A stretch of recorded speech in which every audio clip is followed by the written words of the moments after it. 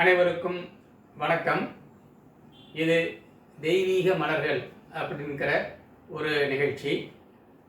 இதில் நம்ம இறைவனுக்கு உகந்த மலர்களை பற்றி தொடர்ந்து நாம் பேசி வருகிறோம். அந்த வகையில் நாம் இன்று பார்க்க போவது சங்குப்பூ அப்படிங்கிறத பற்றி நம்ம பார்க்க போகிறோம். இந்த சங்குப்பூ அப்படிங்கிறதுங்க வெள்ளை கலர்லேயும் இருக்கும், நீல கலர்லேயும் இருக்குங்க.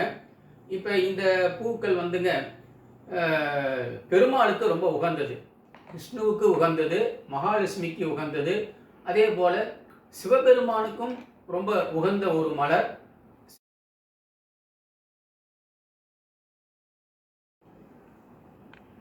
இந்த மலருங்க சனி பகவானுக்கு ரொம்ப உகந்த ஒரு மலராகும். இந்த மலரை சனி பகவானுக்கு அர்ப்பணித்து நாம் அவரை வணங்கினால் சனியினால் உண்டாகக்கூடிய தோஷங்கள் நமக்கு நிவர்த்தியாகும். அதே போல் அம்பாளுக்கு இந்த மலர் ரொம்ப உகந்ததுங்க. அதாவதுங்க சனிக்கிழமை வரக்கூடிய ஒரு பௌர்ணமியாக இருக்கணும். அந்த அன்னைக்கு அம்பாளுக்கு நீல நிற புடவை கட்டி இந்த சங்குப்பூக்களை அவருக்கு சூட்டி நாம் வணங்கி எள்ளு சாதம்லாம் செய்யணும். செஞ்சு படைச்சு நைவேத்தியமாக கொடுத்தால் நமக்கு தீராத நோய்கள்லாம் தீரும் அப்படின்னு சொல்லப்படுகிறது. மன கஷ்டம் நீங்கும். திருமையச்சூர் அப்படின்னாவே நமக்கு ஞாபகம் வரவங்க, நம்ம மனக்கண்ணில் வரக்கூடியவர் யாருன்னா லலிதாம்பிகை. இந்த திருமையச்சூரில் இருக்கக்கூடிய ஈசனுக்கு பெயர் மேகநாதன் அப்படின்னு பேர்.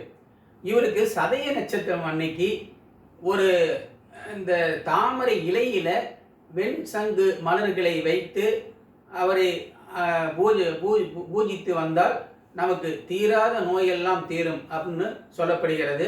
அதே அந்த தாமரை இலையில் வெண் அன்னம் அதை நைவேத்தியமாக படைத்து வரக்கூடிய பக்தர்களுக்கு அன்னதானம் செய்தால் எப்படிப்பட்ட வியாதியாக இருந்தாலும் நீங்கி விடுகிறது அப்படிங்கிறது ஒரு ஐதீகமாகும். கோயம்புத்தூர்லேங்க கோட்டைமேடு அப்படிங்கிற ஒரு இடம் இருக்குது. அங்கே சங்கமேஸ்வரர் கோயில் இருக்குங்க. ரொம்ப சிறப்பான கோயில்.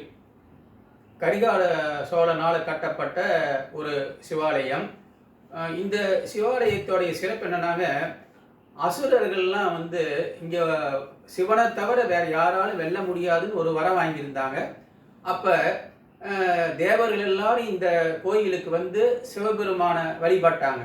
அப்படி அவங்க அங்கே கோயிலுக்கு வரும் பொழுது இந்த சிவலிங்கம் எங்கே இருந்தது அப்படின்னு சொன்னாங்க, சங்கு புஷ்பங்கள் அப்படிங்கிற அந்த கொடி இருக்கு பாருங்க, அந்த கொடிக்கு இடையில சிவலிங்கம் இருந்தார். அதனால இவருக்கு சங்கமேஸ்வரர் அப்படிங்கிற பேர் வந்தது. இவருடைய இந்த சிவலிங்கத்துடைய உச்சியில பிரம்ம சக்கரம் பொறிக்கப்பட்டுள்ளதாகவும் சொல்லப்படுகிறது. இந்த சிவபெருமானை நம்ம சங்கு புஷ்பங்களால் வழிபட்டால் நமக்கு வியாபார பகை, வேற ஒரு பகை, எந்த பகையாக இருந்தாலும் அந்த பகை நீங்கிடும் என்று, குடும்ப பகை, இப்படி எந்த பகையாக இருந்தாலும் நீங்கிவிடும் என்று சொல்லப்படுகிறது.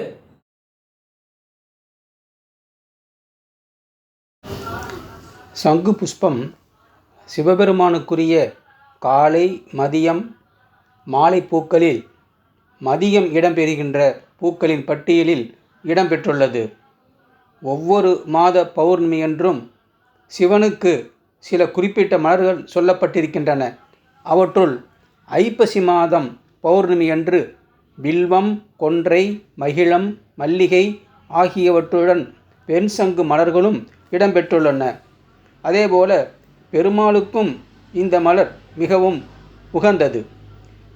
அதுவும் பூவின் வடிவமே சங்கு வடிவத்தில் இருக்கும்போது சங்கு சக்கராயுதபாணியான ஸ்ரீ மகாவிஷ்ணுவின் நேசத்திற்குரிய மலர்தான் இந்த மலர். குறிஞ்சிப்பாட்டு, சீவக சிந்தாமணி மற்றும் 18ஆம் நூற்றாண்டில் வாழ்ந்ததாக சொல்லப்படும் சிதம்பர நாத மாமுனிவர் இயற்றிய நடராஜ சதகம் ஆகியவற்றில் சங்கு புஷ்பம் பல பெயர்களில் இடம்பெற்றுள்ளது. இந்த மலரை சங்க இலக்கியம் கருவிலை என்கிறது. குறிஞ்சிப்பாட்டு வெண்ணிற சங்கு பூக்களை செருவலை என்றும், நீல நிற பூக்களை கருவிலை என்றும் குறிப்பிடுகிறது. மகாபாரதம் அபராஜிதா என்று அழைக்கிறது. ஆண்டாளோ கண்ணனுக்கு உகந்த இந்த மலரை கார்கோடகப்பூ என்று அழைத்து தன் பாட்டினில் வைத்தாள். அதுபோல சித்தர்களுள் தலை சிறந்தவர் என்று போற்றப்படும் சிவவாக்கிய சித்தரை வெண்சங்கு மலர் கொண்டு பூஜித்தால் சிறந்த பலனை தரும் என்று சொல்லப்படுகிறது. புலன்களில் கிருஷ்ணனின் ஒளி என்றும் ராதியின் உணர்வு என்றும் சங்கு புஷ்பங்கள் பற்றி ஒரு அற்புதமான விளக்கத்தை தருகிறார் அரவிந்த அன்னை.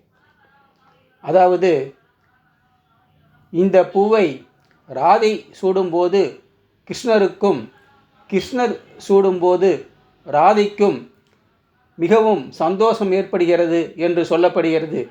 எனவே இந்த மலரை ராதா கிருஷ்ண மலர் என்று ஏன் அழைக்கக்கூடாது?